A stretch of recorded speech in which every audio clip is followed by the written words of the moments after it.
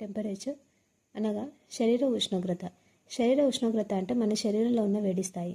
సాధారణ శరీర ఉష్ణోగ్రత 36.5 degree Celsius to 37 degree Celsius. రకాలు: surface temperature, core temperature. Surface temperature అంటే శరీరపు పై భాగం అంటే చర్మం మీద కొలిచే ఉష్ణోగ్రత. ఇది సాధారణంగా నుదురు, చంక లేదా చర్మం మీద థర్మోమీటర్తో కొలుస్తారు. కోర్ టెంపరేచర్ అంటే శరీరం లోపల అవయవాల అంటే మెదడు, గుండె, కాలేయం మొదలైన ఉష్ణోగ్రత.